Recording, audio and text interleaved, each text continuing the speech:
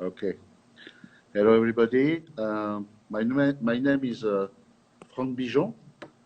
I am the General Manager and Chief Winemaker of Vineyards de Larose.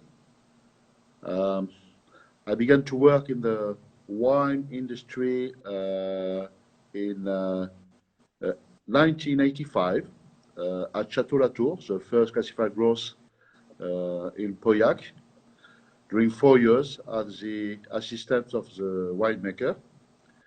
And in 1989, I began my job of technical manager of Château Larose Trintaudon. And in 2016, I get in charge of the general managing and chief winemaking of the group, because today, Vineyards de Larose owned 4 different estates, 2 in the village of Saint-Laurent-du-Médoc, 1 in Saint-Estèphe, and 1 in the village of Arsens, in the appellation Médoc, close to Margaux.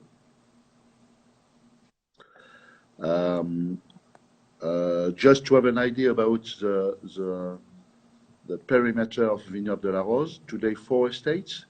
The first is Larose Trintaudon and Larose Perganson, 2 estates in the village of Saint-Laurent-du-Médoc, and a second one in Saint-Estèphe with Château Tour de Pez, 19 hectares, and 1 in the village of Arsens on the north of Margaux with 17 hectares. Sorry, just to interrupt, I have the today. Sorry, I just have the map up here for you guys to see. So you see that Château Arnauld at the southern tip is close to Listrac, Moulis, and Margaux. Then you have the 2 Larose Trintaudon and Larose Perganson. And it's covered on my screen by the little live button, but at the northern tip there, you have the property in Saint-Estèphe. Sorry, go ahead. Right. And we need to know that today is more or less more than 1.5 million bottles made every year with the 4 estates. 9 million euro of sales every year. And the particularity of our group is to be certified in sustainability for all the process of our business, from the plantation of the vines until the shipment of the wine. Well, also during my career, I had the chance to manage 1 estate in Chile between 1995 and 2007, and a small estate in La Lande de Pomerol between 91 and 97, now owned by Mr. Debois, who is the owner of Château L'Angélus. We have sold the estate in 97 to Hubert Debois. Well, the 4 estates, 4 different wines. Larose Trintaudon is our emblematic vineyard, 192 hectares, and with more or less 80% of Grand Vin produced every year. Second estate is Larose Perganson, just on the south of Larose Trintaudon, with an average production of 120,000 bottles a year. The third one is Château Arnauld, as I explained, is more or less 60,000 bottles a year with 30% of second wine every year, named Comte d'Arnauld. And the last one is Château Tour de Pez, recently bought at the beginning of the 2019, more or less 80,000 dollars a year with 25% of second wine area. And so can we, now that you've kind of mentioned the 4 properties, can we kind of focus in on Larose Trintaudon? And can you tell us a little bit, you know, for those of you who are familiar with the Haut-Medoc appellation, so Haut-Medoc actually encompasses a lot of, a few other appellations, including Pauillac, including Margaux. And so anything kind of outside of those appellations are designated Haut-Medoc. Of course, you still have to follow the rules to be considered Haut-Medoc. But because it's such a large area, there's varying styles in the wines that have the Haut-Medoc appellation. So can you tell us a little bit about more specifically where you're located outside of outside of Saint-Julien, outside of Pauillac, and the terroir and the grape varietals planted, so that we have a better idea of the style? To have an idea about the surface, just to have an idea, Bordeaux today is 114,000 hectares. Haut-Medoc today is 4,600 hectares. It's a small part of the whole Bordeaux area for wines. For the Haut-Medoc appellation, we consider that you have three parts. The south, between Bordeaux and Margaux. This part is more gravelly and sandy gravel soil, giving fine and elegant wines.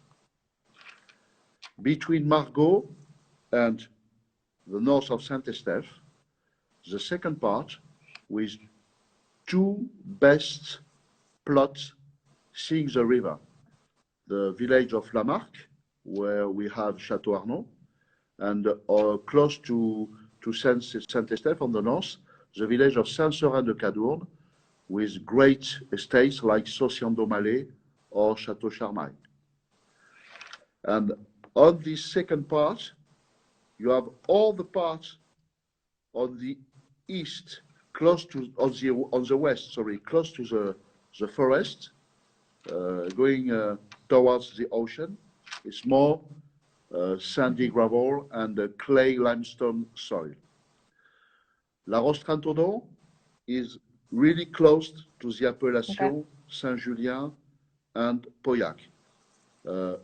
Just to have an idea, we are very great neighbors. Madeleine is amazed by the quality of the neighbors we have. Can you tell me something, Madeleine, please?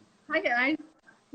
Yeah, sorry, I was heated, but like it's a short frame, so yes, indeed, like Larose Trintaudon, where you can see the frame behind, you have amazing neighbors. So on the north, you are literally neighbor to the Pauillac appellation. Not bad. With Château Latour. When we say literally neighbors, it means that sometimes it's only 10 meters between the two of us, or only like one row or two. Then on the south, you have Château Latour Carnet. So this time it's on the Haut-Medoc appellation, also like very famous chateau. And when we go back on the east with Saint-Julien, so closer to the river, you have Du Cru Beaucaillou. So not bad neighbors all to have. Like the biggest chateaus. Thank you, Madeleine. And yeah, and it's also amazing. Many people said that, why, Frank, you are not classified as a Saint-Julien or Pauillac? Because at just 5 meters, you know, it's another appellation. You know, it's just the limit of each village did that. And well, today Larose Trintaudon is really well known for the quality of the terroir, closer than Saint-Julien than Pauillac, because the terroir of Larose Trintaudon is more or less a 30% gravelly soil, 40% sandy gravel soil, and 30% clay limestone soil. And it's more or less the typical terroir of the last part of the Saint-Julien area, where you can find Château Lagrange, for example, and this terroir typically giving a fine and elegant wine. It's not a terroir able to give something very massive, you know. It's the reason why we are very close to the Saint-Julien style. And well, Larose Trintaudon today, you know, it's probably the major producer of Haut-Medoc wine now, because with 192 hectares and more than 1 million bottles produced every year, it's quite important. With 45% of Merlot, 49 Cab, and a small percentage of Petit Verdot, 6%, and just 1% of Cabernet Franc and Malbec. We just planted the Petit Verdot 10 years ago to try to find a solution against the global warming. Well, for Larose Trintaudon, I think there's a little delay. Probably, yeah. Can you expand a little bit more on what you guys are doing in terms of the global warming? When we had spoken about, you know, experiments with the different grape varietals and kind of what path you guys are taking in that respect. You know, just to understand why we need to move in front of the global warming. First, the vegetative cycle of the vine is now 2 weeks shorter than in the past. The higher year after year, with more than 14 degrees in alcohol. And this situation, 3 years on 5. So the reason why we need to move and to try to find solution. For us, we have different experiments and a different solution we try to develop at Larose Trintaudon. The first was to plant Petit Verdot, because Petit Verdot giving us more freshness, more acidity, and it's a less early crop than Merlot. And with that, we consider that can have more well-balanced wine after the vinification. A second experimentation we just beginning to place is to change the root stocks of Cabernet Sauvignon and Merlot to have later harvest. From the beginning of the 60s, the Chamber of Agriculture developed rootstock very early, with probably less beer for the plants and a higher concentration for the sugar. 50 years later, we need to do the inverse, because with the changing of climate, the global warming, we need to find something less early than now. Another experiment was for us to plant a new grape variety for the area, is Marcelin.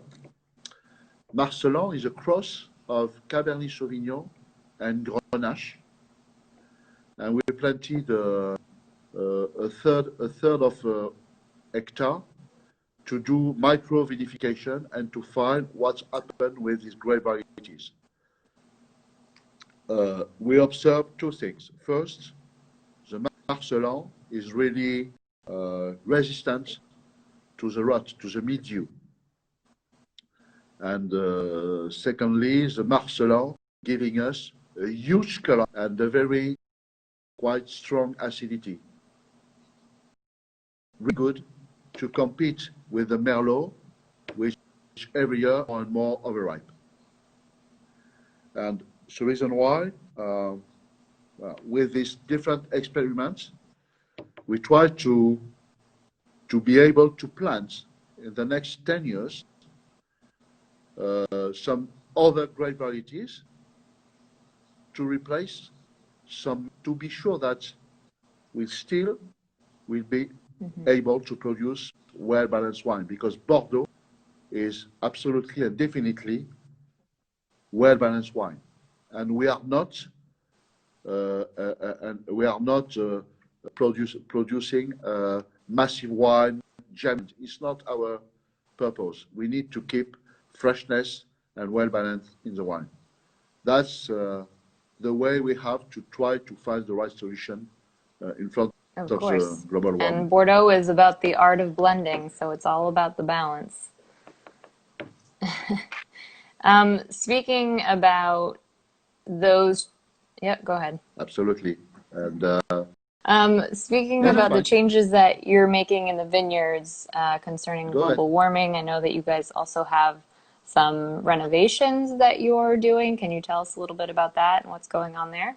Yeah, we have a fantastic project at Larose Trintaudon.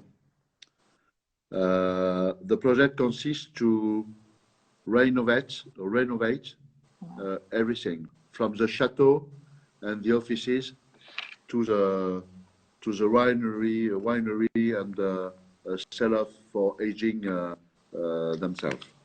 Just some precision about the renovation.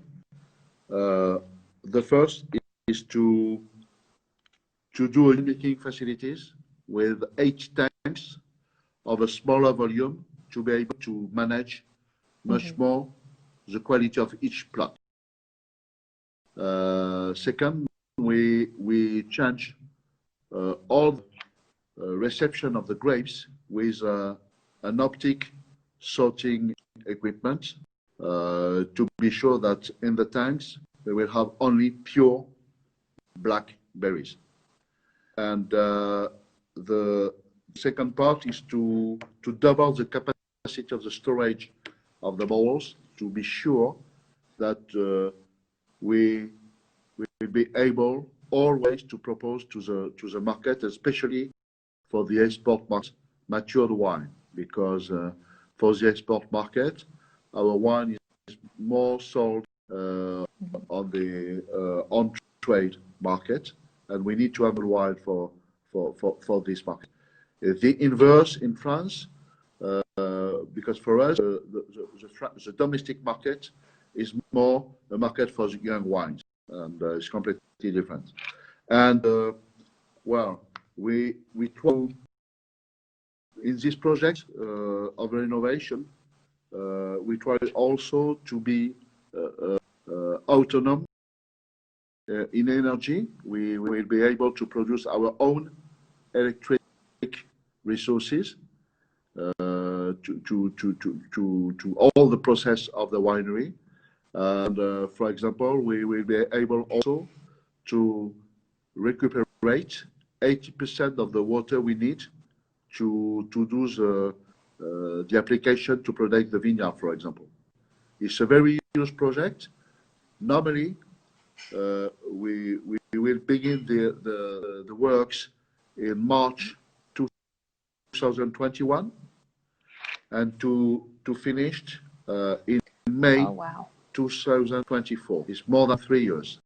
The idea is to hide the quality, to be able to receive visitors, and for them it will be an experience to come at Larose Trintaudon with a new print of all our process, and also to be still sustainable in terms of resources, energy, and human resources. That's a huge project, and we try to share this fantastic project with all the stakeholders during the 3 years. Speaking of, you had mentioned earlier sustainability, that you're certified sustainable. Can you tell us a little bit about first what that means exactly, and is this something that you're a philosophy that you're applying at all properties, or is it in the works?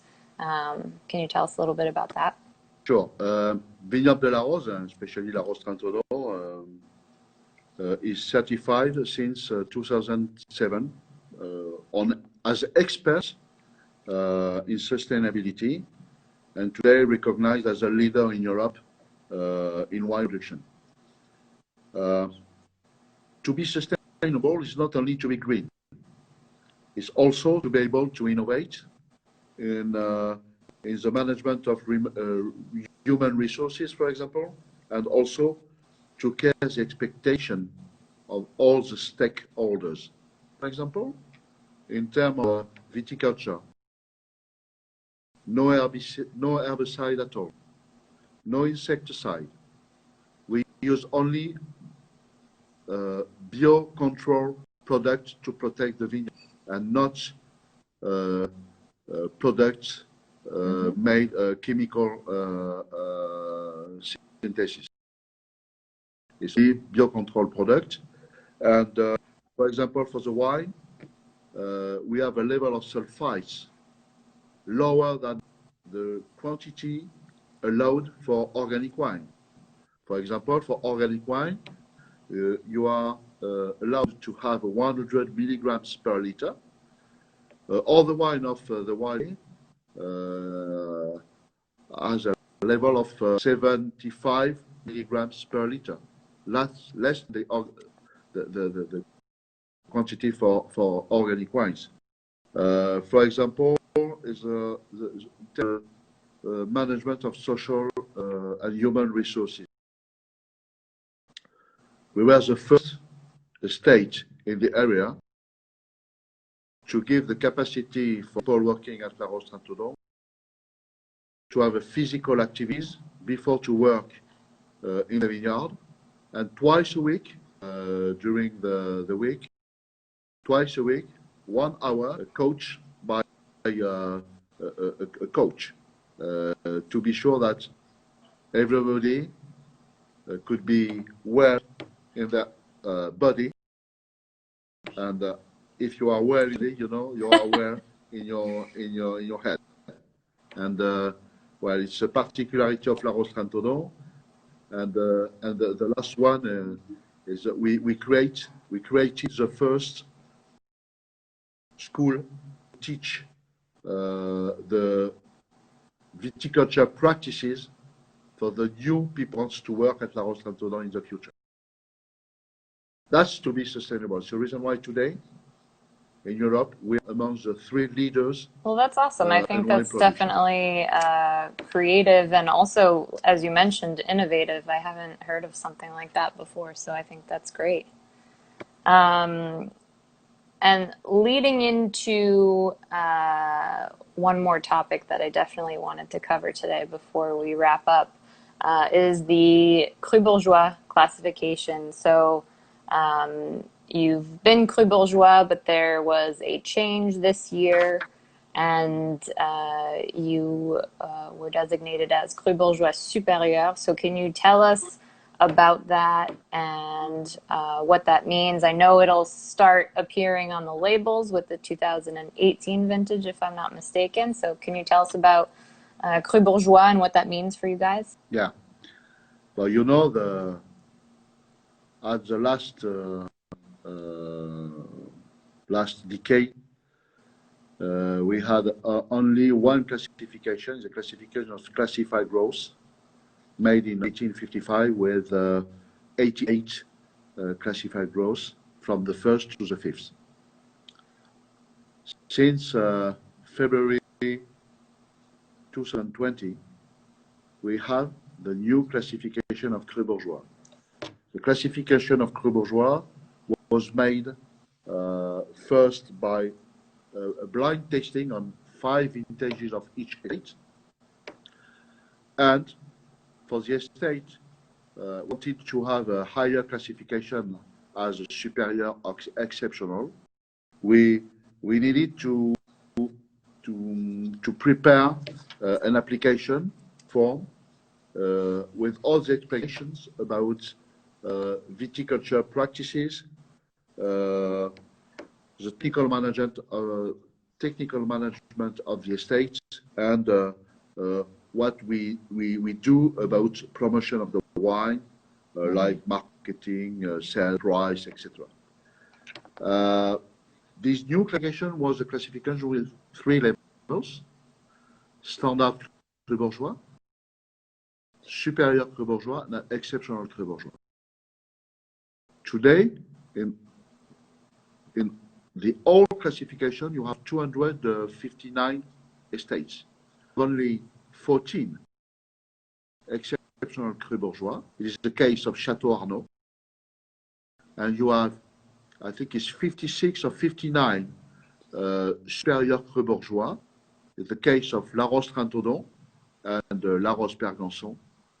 And the rest is 175 or 79 standard Cru Bourgeois with Château Tournepez. And we consider that it was really important for the public, for the consumer, and for the market to have this classification to give more visibility of what is the diversity of the family of Cru Bourgeois, because with 249 estates, you need to clarify a little bit the range of each wine, and the classification was a good way, giving more visibility for the consumer and also for the estate, more visibility for 5 years, because it's a classification available and for 5 years, and it gives more visibility for the company, for the estate, to do investment and to take time to develop different strategy for the right. Well, as you mentioned, it's quite impressive because it's all encompassing. It's not just about a blind tasting of the wines. It's about how you work in the vineyards. It's about how you promote the wines. Like you said, your marketing strategies. I mean, there's a lot that goes into it, and it's ever evolving, which I think is really great to see. So congratulations on that.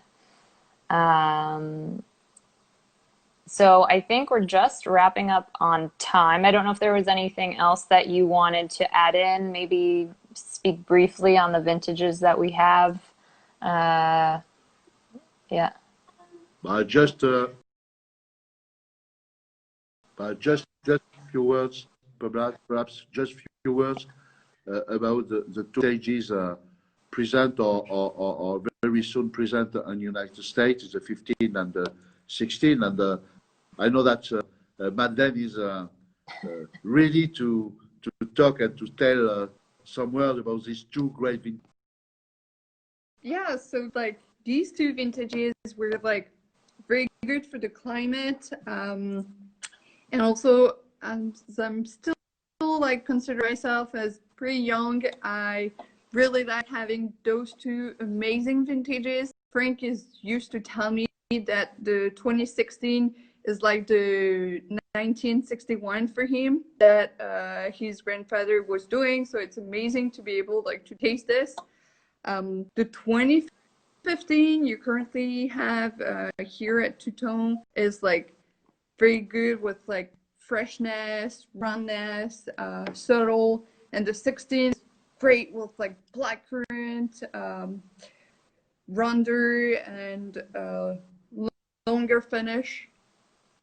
Finally, well, we could consider that the 15 is a feminine wine, and the 16 more masculine wine. And just to close the live, just a few words about the 2020 vintage. Probably it will be a very low yield this year due to the climate and due to the mildew. But in terms of quality, we are on the way to produce fantastic wine, because we are 2 weeks early comparative to the last vintages. It could be probably a picking in the middle of September. And well, see you soon for another Instagram live to talk about the beginning of the picking. Sounds good. Thank you so much, guys, for joining in today. I hope it doesn't get hotter over there in Bordeaux and that you have somewhere to go with air conditioning. I know that's not always easy to find in the older chateau in Bordeaux. But thank you very much for joining in, and we hope to see you guys soon. Thank you.